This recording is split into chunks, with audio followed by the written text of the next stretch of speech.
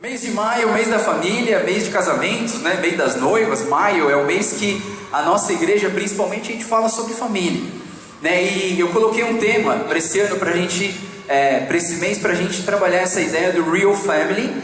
Real Family baseado nesse versículo de 1 Pedro 2,9, que diz: geração eleita, sacerdócio real, nação santa, povo exclusivo de Deus, para anunciar as grandezas daquele que os chamou das trevas para a sua maravilhosa luz. Esse versículo também é base para o nosso mês de junho, que a gente vai falar sobre missões. Eu queria que a gente pudesse prestar bastante atenção nesse texto, mas esse texto ele fala que nós somos uma geração eleita, um sacerdócio real, né? E essa realeza que eu queria que a gente pudesse entender sobre a nossa família, a família real, a realidade da família, e também a ideia de que a família, ela precisa viver o reino. Talvez em inglês, até minha esposa falou assim: você não queria ter chamado de Royal Family, né? Não, mas eu queria que fosse Real Family, porque a família real é a família que vive o reino de Deus na sua casa. Eu queria que a gente pudesse refletir nisso, que a gente pudesse olhar para a nossa casa e talvez reavaliar a ideia de como que nós estamos vivendo a família. Sabe, o padrão de família que a gente tem nas nossas vidas, muitas vezes é tirado da televisão. E se você basear o que é ser família, olhando para as novelas brasileiras, queridos, nós estamos perdidos. Nós precisamos de um padrão, nós precisamos de um parâmetro, nós precisamos de um padrão real do que é ser realmente uma família cristã. E eu queria que nós pudéssemos olhar para isso, nós pudéssemos abrir o nosso coração para reavaliar o que é ser família, para olhar para a palavra de Deus e talvez, reestruturar a nossa ideia, os nossos conceitos de família. Por isso eu queria que coloquei no boletim de vocês também um versículo que minha esposa sempre fala que Deus às vezes dá um tapa na gente, né? Eu acredito que Deus é bonzinho, Ele não costuma dar tapa, às vezes as palavras doem mais que um tapa. Mas 1 Timóteo 5,8 diz o seguinte: se alguém não cuida dos seus parentes, especialmente dos da sua própria família, negou a fé e é pior do que um descrente. Esse é o tipo do versículo que minha esposa está certa quando vê um tapa de Deus na nossa vida. Sabe, você precisa reavaliar como tem sido priorizado a família na sua vida. Na verdade, se você ler o texto de Timóteo, você vai ver que está existindo uma problemática onde o Paulo está escrevendo para Timóteo, dizendo que as viúvas estão sendo negligenciadas. Sabe, negligenciar o cuidado das viúvas só se torna uma realidade quando você tem uma por perto. Ontem mesmo, eu e minha esposa, a gente estava na casa dos meus pais, e a minha tia estava lá. Minha tia, ela é mais velha que meu pai, e ela só tem uma filha, e essa filha casou e foi para o Japão, e ela mora sozinha. Ela está com um problema de visão, meu pai está cuidando dela. E aí ontem eu e a Débora, sentado com a minha tia, conversando, e ela falou assim: sabe, semana passada foi dia das mães. E ela é viúva, ela não tem marido, e ela só tem uma filha que mora no Japão, e ela falou assim: semana passada foi dia das mães. E o meu funcionário, né, os empregados que trabalham na minha casa, eles falaram assim: olha, dona Ana, se você não tiver nenhum lugar, porque eu sei que a senhora tem muitos irmãos, são 8 irmãos, se nenhum dos irmãos te chamar, faço questão que a senhora vá passar o dia das mães na nossa casa. E eu fiquei assim com o coração, eu e minha esposa, a gente olhou um para o outro e você falou assim: você lembra do que a tia Ana falou ontem? Sabe?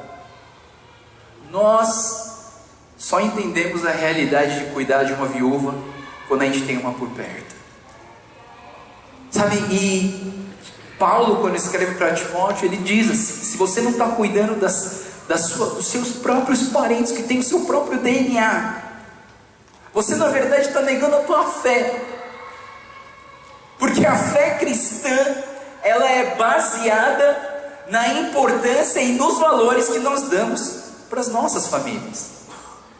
pensando em todo o tema da família, eu fiquei fazendo algumas reflexões. Por exemplo, o mais importante de tudo é que os meus filhos e os seus filhos e o meu cônjuge tenha um relacionamento autêntico com Deus. Sabe, todas essas reflexões que eu vou colocar aqui é para vocês pensarem, não vou concluir nenhuma delas. A minha família precisa entender que eu me esforço em ter um bom relacionamento com eles. Meu relacionamento com Deus e com a minha esposa afeta em muito a formação do caráter dos meus filhos. Preciso colocar em prática a qualidade de tempo com a minha família. Outra reflexão que eu fiz também: a figura do pai e da mãe não são as únicas influências adultas que os meus filhos precisam. Comecei a fazer reflexões e comecei a pensar e preparando essa série de pregações da família, assim, eu comecei ela em junho do ano passado. Quando acabou o mês de maio do mês passado, eu comecei a pensar nessa série. Comecei a devorar livros e pensadores que falam sobre a família e que pregam sobre a família, que investem na família, e descobri algumas realidades sobre a família cristã, né? Por exemplo, tem coisas que você precisa aprender, que você precisa entender na sua vida. Timothy Keller, ele diz num livro, ele diz o seguinte: ninguém casa com a pessoa certa. Engraçado, mas é verdade. Ninguém casa com a pessoa certa, porque de repente você olha e fala: pô, mas não era isso que eu pedi para Deus, não era isso que eu esperava. Mas o casamento é isso. O casamento é casar com uma pessoa. Você não pode escolher a pessoa perfeita para casar. Vocês vão se tornar perfeitos à medida do seu desenvolvimento e do seu relacionamento. Ninguém casa com a pessoa certa. Uma outra realidade que eu fiquei pensando também é que nós não casamos para ser felizes. Tem um pastor chamado Ricardo Agreste que ele defende essa posição: não casamos só para ser feliz. O casamento é uma escola de nível superior de amor ao próximo. Ele diz que quando você casa, você não está casando para ser feliz. Sabe por quê? Porque o dia que você achar que você casou para ser feliz, depois de um ano você vai se divorciar, ou menos. Sabe por quê? Porque você vai chegar na tua casa, você vai se sentir triste, você vai ver que aquela pessoa não faz tudo aquilo que você quer, aquela pessoa não é tudo aquilo que você quer. Aí você olha para você olha para o espelho, você olha para a pessoa e você fala: essa pessoa não me faz feliz, eu vou me divorciar dela. O casamento não foi feito só para você ser feliz. O casamento foi feito para você amadurecer na tua vida. O casamento foi feito para que nós possamos usar aquele amai-vos uns aos outros e transformar isso numa realidade. O casamento é o sujeitai-vos uns aos outros e colocar isso na nossa realidade. O casamento é amar o meu próximo como a mim mesmo. A gente não casa para ser feliz. Talvez a gente casa e você já tem que ser feliz. A Igreja Missionária, a Igreja Unida Presbiteriana lá da Liberdade, tem um ministério de casais que chama 111. Por que 111? Porque 1 mais 1 é igual a 1. Um completo é mais um completo, se torna um completo. Sabe, a gente não pode pensar que aquela pessoa é a minha metade. Tipo, então se você sair na rua, só sai pela metade? Aquela pessoa não é metade, ela é uma inteira. Eu sou um inteiro. E quando a gente casa, a gente se torna mais um inteiro. 1 vezes 1 é igual a 1. Então, nós precisamos entender muito sobre o casamento. Terceira realidade que eu pensei para falar nesses dias os filhos não substituem o cônjuge, né? Assim, eu já vi pessoas se separarem do seu marido, da sua esposa, por uma super proteção dos seus filhos. Sabe, toda a carência que você tinha e que o seu marido ou sua esposa supria, não existe mais, porque agora eu consigo, através do meu filho, através da minha filha, dos meus filhos, das minhas filhas. Eu queria se um dia, se você viver dessa maneira, o dia que eles casarem e forem embora da sua casa, você vai sofrer aquela síndrome do ninho vazio, e você vai começar a se perguntar: o que é a minha vida? Sabe, seus filhos eles vão crescer, seus filhos vão casar, vão formar a família deles. Quem vai ficar do teu lado é a tua esposa. Quem vai ficar do teu lado é o teu marido. O cônjuge é a prioridade para nós, né? Então os filhos não substituem o cônjuge. E a última reflexão que eu fiz assim dessas realidades: toda família apresenta um certo grau disfuncional. Toda família. Ah não, mas a família do pastor Moisés é perfeita, porque afinal de contas ele é casado com a Tomi Samunim, tem o Eliú, que é um grande filho, tem a Esther, que é maravilhosa. Aí você não, é perfeito. O que é disfuncional? Disfuncional é quando não funciona direito. Era para funcionar, mas não funciona direito. Não estou criticando a família do pastor Moisés. Todas as famílias, a minha família, eu, a Débora, a Sara e a Estela, todas as famílias têm um certo grau de disfunção, porque a gente não funciona como deveria funcionar.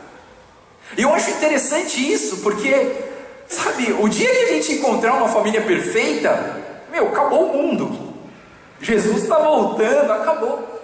Nós estamos todos em fase de aperfeiçoamento. Nós todos temos um certo grau de disfuncional e precisamos funcionar da maneira certa. Como que a gente vai funcionar da maneira certa? Olhando para a palavra de Deus, sendo guiados pelo Espírito Santo de Deus. E mesmo assim a gente está sujeito a falhas, porque nós somos imperfeitos. Nós somos imperfeitos. Então, quando você olha para a Bíblia, por exemplo, a Bíblia ela mostra várias situações disfuncionais. Olha só que interessante. Você vai ficar desanimado, tá, pessoal? Não quero que você desanime, daqui a pouco eu vou te alegrar de novo. Caim matou seu irmão. Noé bebia demais. Abraão ofereceu a própria esposa a outro homem. Rebeca armou um esquema para enganar o seu marido e beneficiar o seu filho. Filhos de Jacó venderam o seu irmão menor. Davi teve um caso e o seu filho liderou uma rebelião. Eli perdeu completamente o controle dos seus filhos. Queridos, todas as famílias são disfuncionais. E a Bíblia, eu acho interessante da Bíblia, porque a questão que ela não quer mostrar a perfeição simplesmente, falar assim, seja como está aqui na Bíblia. A Bíblia aponta realidades. A Bíblia aponta que todo ser humano é um ser pecador. A única pessoa perfeita que você lê aqui dentro dessa Bíblia é Jesus Cristo. A única pessoa perfeita, com um relacionamento perfeito com o Pai, que vive uma vida harmoniosa e equilibrada, é Jesus Cristo aqui dentro dessa palavra de Deus. Mas todas as outras têm algum erro, alguma falha. Isso significa que nós também temos falhas nas nossas famílias e que nós precisamos de uma orientação para sermos abençoados. Salmo 128, eu acredito que o Salmo 128 é o Salmo da família, né? O Salmo 128 ele diz assim: a sua esposa gerará filhos como a videira produz uvas, o seu lar será próspero, os filhos em volta da mesa saudáveis, promissores como brotos de oliveira. Pasmem diante do sim de Deus. Como Ele abençoa os que temem o Eterno. Aproveitem a vida próspera de Jerusalém, cada dia da sua vida, e que aproveite também os seus netos, paz sobre Israel. Queridos, a família aqui, esse tem 2 primeiros versículos, mas os 2 primeiros versículos, eles dizem assim: feliz é o homem que confia no Senhor. Sabe, esse aqui é o salmo para a sua família. Se cada um de nós confiarmos em Deus, Deus vai abençoar as nossas vidas. Mas eu não queria que você buscasse a Deus só por causa das bênçãos, mas que você pudesse viver o reino dele na sua vida. Que você pudesse olhar para a palavra e não depender só dos resultados, assim, só dos lucros e materiais que nós recebemos, mas da alegria e da paz no coração que nós recebemos de Deus. Não é fácil viver a vida cristã. Não é fácil viver o reino de Deus nas nossas vidas. E viver o reino de Deus na nossa família ainda é mais difícil. Sabe, eu fico pensando comigo mesmo, né? Como que seria viver Deus todos os dias na minha casa? Esses dias eu fiquei pensando comigo mesmo, sabe? Eu queria que Deus fosse mais natural na minha casa. Eu queria que Deus fosse mais assim, não um visitante ilustre, sabe? Quando alguém ilustre chega na sua casa, você muda até o tom da sua voz, né? Olá, querido visitante, sente no sofá. Mas eu queria que Jesus fosse alguém tão comum na minha casa. Tão comum. Sabe, eu e minha esposa, a gente é cuidado por um casal de pastores lá em Campinas. E uma vez por mês a gente vai lá e a gente passa 3, 4 horas com eles. Eles ajudam a gente, cuidam da gente e ensinam a gente a cuidar de outros casais. E esses pastores, eles têm uma comunhão com Deus. Deus está tão presente na casa deles, é tão engraçado, sabe? Eles estão conversando com você assim, e de repente eles já estão orando. Aí um está orando, aí o outro ora. Aí o outro lembra de uma coisa que era para orar, daí o outro ora. Aí o outro fica em silêncio, não tem mais nada para orar.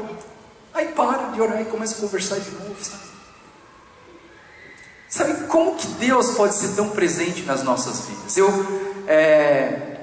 Eu tenho uma admiração pelo povo de Israel, pelo povo judeu. Mas assim, não vou colocar esse texto para você se tornar um judeu.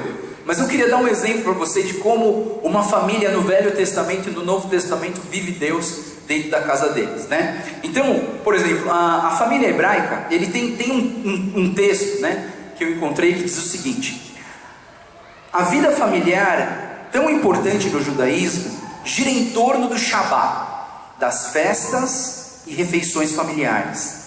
Isso inclui aprender, cantar e conversar. A comida kasher e a separação da carne e do leite são traços importantes da maneira judaica de viver. Os princípios do comportamento de uma família judaica incluem honrar os pais, ajudar aqueles que têm menos possibilidades, respeitar os mais velhos, dar hospitalidade aos estrangeiros, visitar os doentes e não fazer fofoca ou mentir sobre outras pessoas. A educação judaica começa em casa.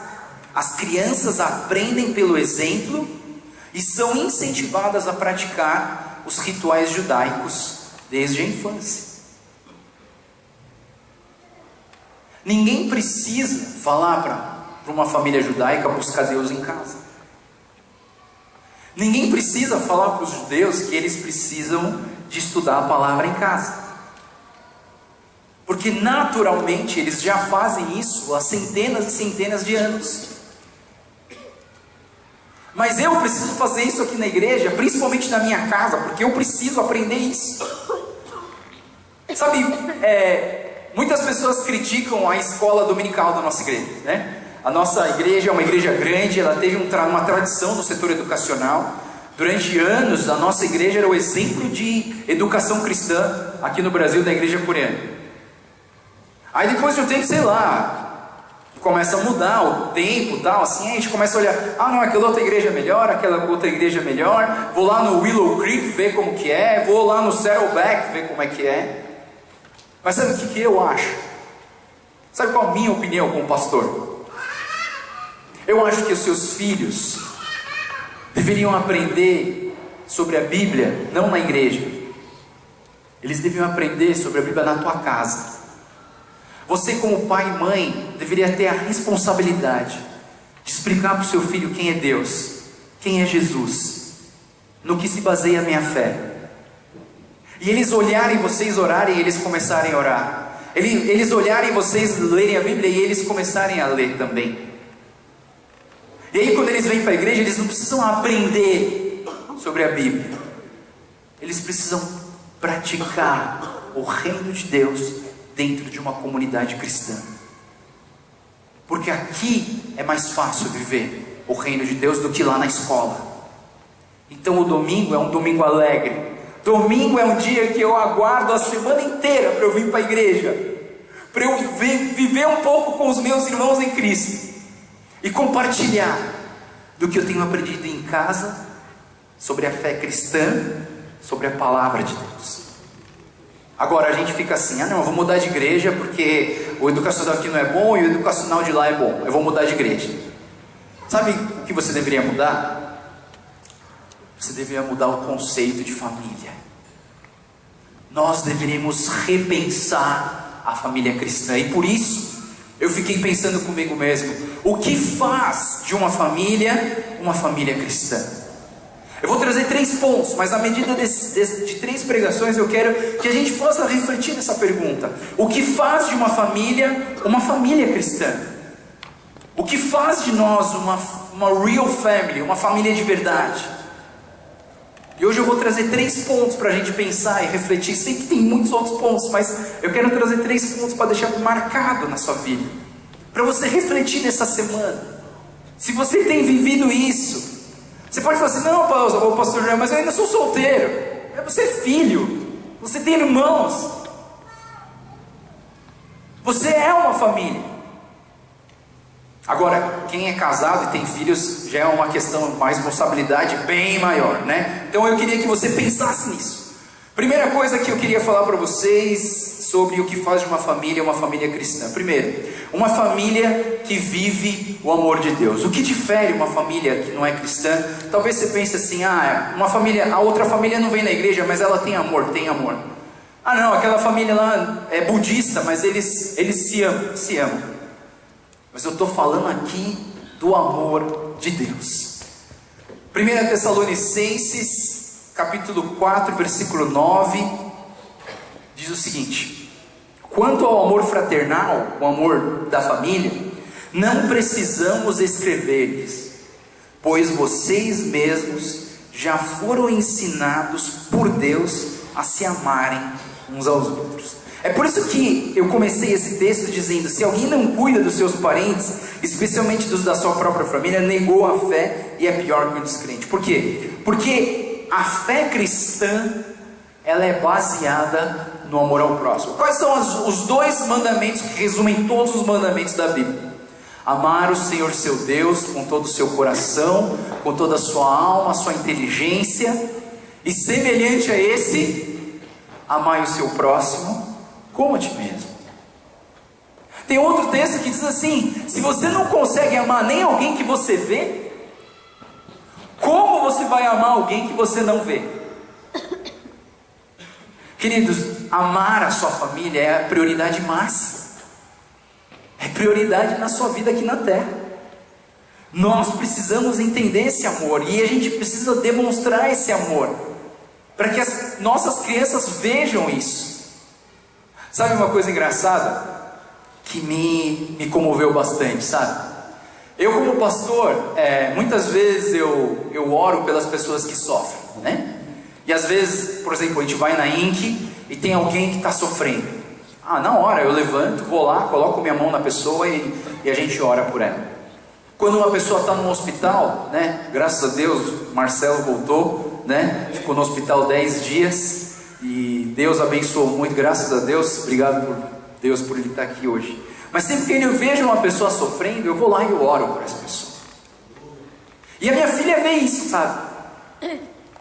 E outro dia a minha filha voltou da escola, e sabe aquele clima de quando você busca a criança na escola, ela entra no banco de trás, e ela está toda eufórica, guardei um lanchinho, não sei o que, aí aconteceu isso, daí de repente a Sara vira pra gente e fala assim, pai, sabe hoje, a Liz, que é uma amiga dela, melhor amiga da escola, ela chama Liz, e ela, no ano retrasado, se eu não me engano, os pais dela se divorciaram, e ela passou um período muito triste.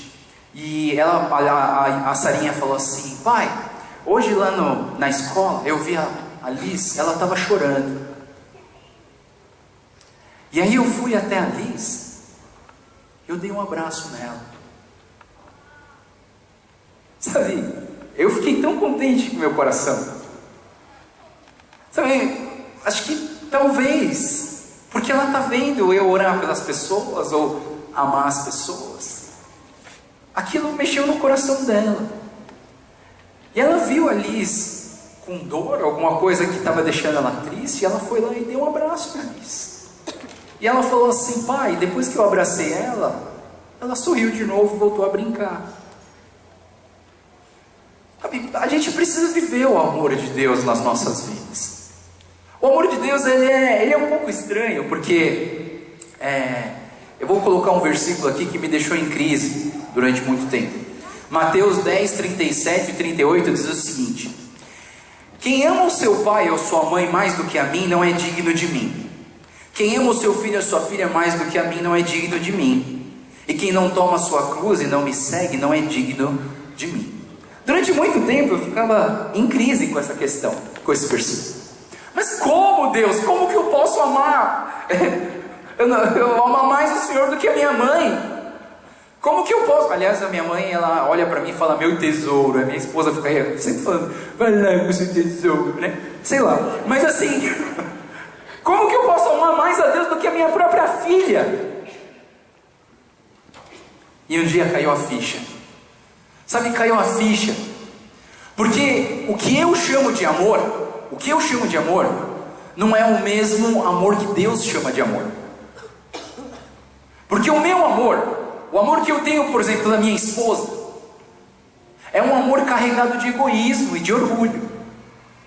O que eu chamo de amor talvez seja diferente do que Deus chama de amor. Porque a Bíblia fala que Deus é amor. E eu fiquei pensando comigo mesmo que se eu amar primeiro a minha esposa, depois amar a Deus, eu vou amar ela com um amor carregado de egoísmo, carregado de orgulho. Outro dia na televisão tinha um cara que matou uma namorada dele. E aí fizeram uma entrevista com o cara: por que você matou a sua namorada? Ah, eu matei porque eu amo ela. Como assim você matou porque você ama ela? Porque ela é minha. E se ela não ficar comigo, prefiro que ela não exista. E por isso eu matei ela. Queridos, esse é o amor que a gente chama de amor. O nosso amor é egoísta e orgulhoso. Mas existe uma solução. Se você amar primeiro a Deus, que é o amor, você vai realmente aprender a amar. E aí sim você vai amar a sua esposa da maneira certa, você vai amar os seus filhos da maneira certa, você vai amar os seus pais da maneira certa, porque você está buscando a fonte do amor, que é Deus. Precisamos reavaliar isso nas nossas vidas. Se Deus não tem sido prioridade na sua família, o seu amor é um amor carregado de egoísmo e de orgulho. Nós precisamos reavaliar a questão de sermos uma família que vive o amor de Deus. Segunda coisa aqui sobre a família, eu queria que a gente pudesse repensar a ideia de que família cristã é uma família que ora a Deus. Talvez você pense assim: eu oro, mas eu tenho vergonha, sabe? Eu tenho vergonha de orar, então eu oro baixinho e tal, assim. Mas eu acredito que você, não sei, se você é pai ou mãe de família, você precisa orar na sua casa em voz alta. Os seus filhos precisam ver você orando. Acho isso super importante. E uma das coisas que difere uma família cristã é uma família que ora a Deus. Uma coisa que a gente faz lá em casa, assim, a nossa vida é meio... a rotina é meio quebrada, né? A gente tem quase reuniões todas as noites. De manhã eu passo tempo na igreja, fazendo as coisas que eu tenho que fazer para a igreja. A minha esposa trabalha mais à tarde, de manhã também, mas ela leva as crianças para a escola. E geralmente durante a semana a gente não almoça junto, que minhas crianças estão almoçando na escola também. E assim, algumas vezes a gente consegue jantar em casa. Mas quando a gente janta em casa, a gente costuma sempre dar as mãos antes de orar.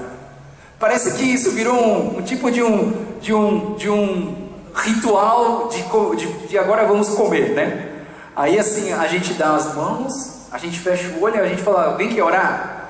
Às vezes a Teté quer orar, às vezes a Yuyu quer orar, às vezes nenhuma delas quer orar. Aí eu falo para Débora: você quer orar? Não, ora você. então eu oro. Mas a gente sempre dá oportunidade para alguém orar, e a gente ora junto. E as minhas filhas, elas começaram a aprender essas coisas. Quando a gente vê alguém doente, as minhas filhas logo falam: pai, vamos orar para ela ser curada, para Deus curar aquela pessoa. E a gente precisa estar orando, a gente precisa viver uma vida de oração. Um exemplo de oração que eu tenho na minha cabeça e na Bíblia é a ideia de Jó. Jó, diz a palavra de Deus que era um homem muito honesto, um homem de palavra, totalmente dedicado a Deus e que odiava a maldade. E o versículo 4 e 5 diz assim: os seus filhos costumavam dar banquetes em casa, um de cada vez, e convidavam as suas 3 irmãs para comerem e beberem com eles. Terminando o período de banquetes, Jó mandava chamá-los e fazia com que se purificassem. E de madrugada ele oferecia um holocausto em favor de cada um deles, pois pensava: talvez meus filhos tenham lá no íntimo pecado e amaldiçoado a Deus. Essa era a prática constante de Jó. Sabe uma qualidade que os pais têm? É a questão do sacerdócio. Aliás, todos nós fomos chamados para ser o sacerdócio, para viver o sacerdócio. Aquele versículo que eu coloquei logo embaixo do tema diz que nós somos sacerdotes. A ideia de sacerdócio é a ideia da intercessão. Sabe, você precisa acordar de manhã, que sei lá, não precisa ser de manhã, né? Assim, a igreja coreana, ela é muito famosa, a reunião de oração da madrugada, né? Mas assim, a realidade de vocês é que nossa geração é mais noturna do que diurna, e muito menos matutina, né? A gente não tem costume de acordar muito cedo, a não ser que você vá trabalhar ou vá fazer ginástica, você acorda muito cedo, mas de pensar nas coisas de Deus logo de manhã. Aliás, a sua cabeça não funciona muito bem de manhã, né? Você acorda de manhã, assim, você sai de casa, assim, tipo, você está no automático, você nem sabe o que você está fazendo, aí você toma um café, beleza, acordei, né? Mas assim, muita gente não funciona bem de manhã, mas a nossa geração, os coreanos da primeira geração, funcionam muito bem de manhã. Eles estão bem acordados, né? Todo dia que eu venho aqui, eles estão bem acordados, né? E acho que nesse período, o período de orar pela nossa família, nome por nome, orar um por um. Deus abençoe a Sara, que ela possa crescer, que ela possa conhecer mais do Senhor. Abençoe a Teté, que ela possa conhecer mais de Deus, que ela possa ter coragem de viver a Tua Palavra. Protege ela, cuida dela. Abençoa a minha esposa, Deus, cuida dela. Sabe, nós precisamos orar, interceder pela nossa família. Isso é o sacerdócio. O sacerdócio hoje não precisa mais fazer holocaustos e matar ovelhinha, e matar pomba, nada, porque Jesus Cristo já foi o último holocausto. Ninguém precisa mais sacrificar nada. A gente precisa sacrificar talvez um pouquinho do nosso tempo, um pouquinho da nossa correria, e parar uns minutinhos para interceder e orar pela minha família. Talvez você não lembre de orar por aquela pessoa que está sofrendo, talvez você não lembre de orar pelo pastor da sua igreja, mas lembra de orar pela tua família, porque uma família cristã é uma família que ora, que busca Deus. Eu tenho feito isso pela minha família. Todas as manhãs que eu venho aqui para a igreja, de madrugada, mais ou menos às 5 da manhã, eu venho orar pela minha família. E eu venho orar pela sua família também. Eu oro por vocês.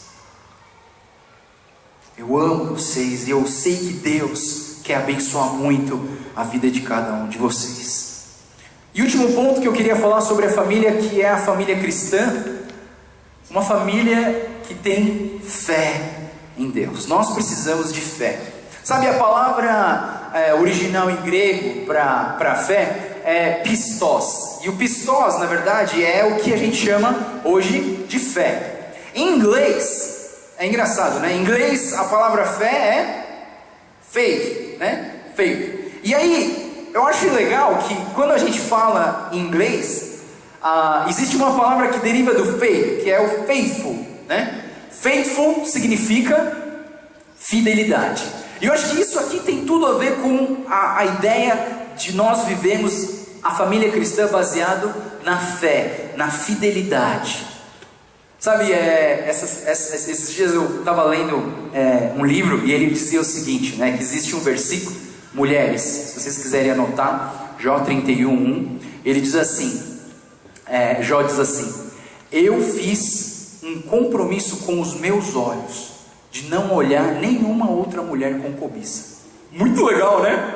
Anota aí, Jó 31:1, depois você fala para o teu marido, fala assim, marido, eu queria que você pudesse viver a palavra de Deus, né? E o texto diz assim, é muito interessante, eu faço um compromisso com os meus olhos de não olhar com cobiça para outras mulheres. Isso é fantástico. Sabe, nós precisamos viver a fé na nossa família. Nós precisamos crer em Jesus Cristo.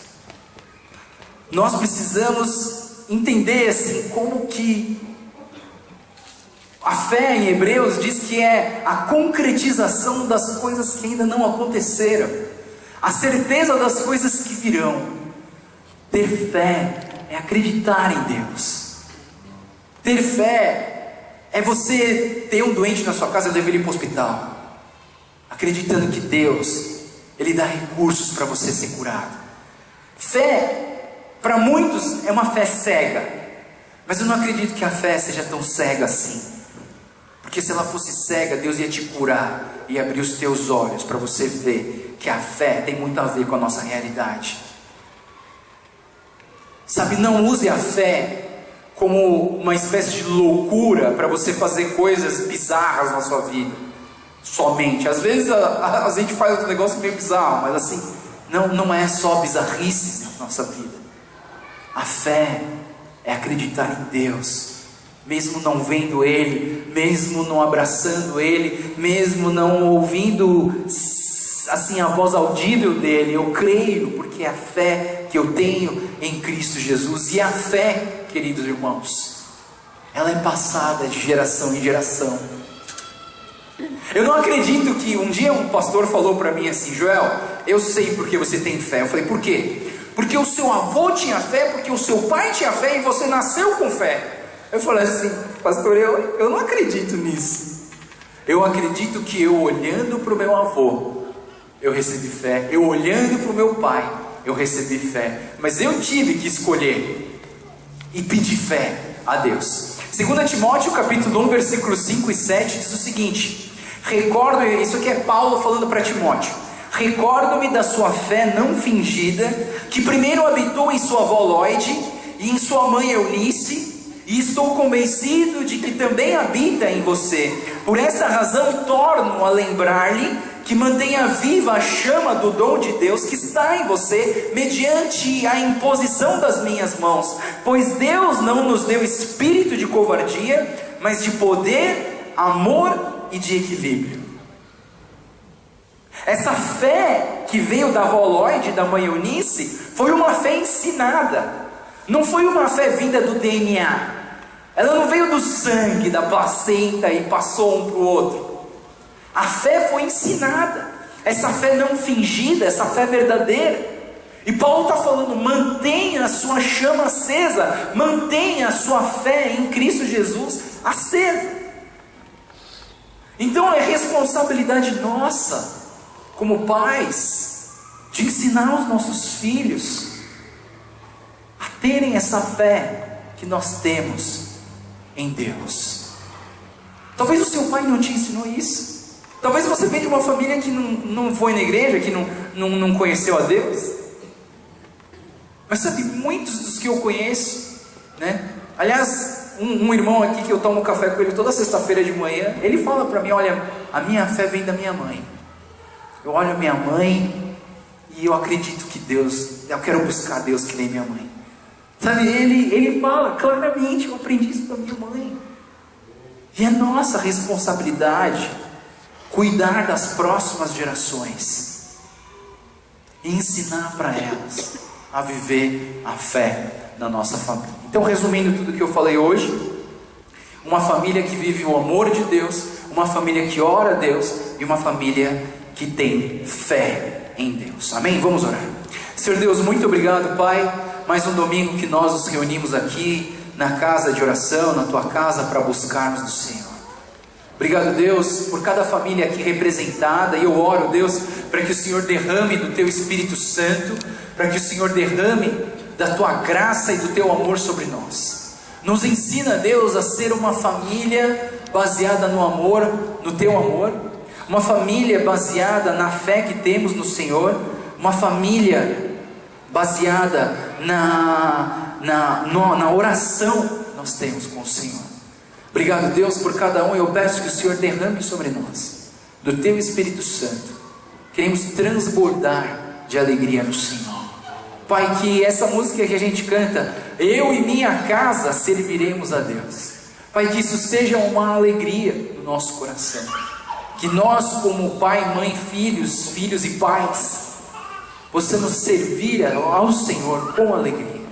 Toca, Senhor, os nossos corações, abençoa as nossas famílias, abre, Senhor, os nossos olhos espirituais, quebra paradigmas no nosso coração, para que possamos entender e viver a verdadeira família cristã, a real família cristã, que vive os princípios do reino na nossa casa e na nossa família. Te louvamos, te agradecemos, entregando tudo isso nas tuas mãos, em nome do Senhor Jesus. Amém.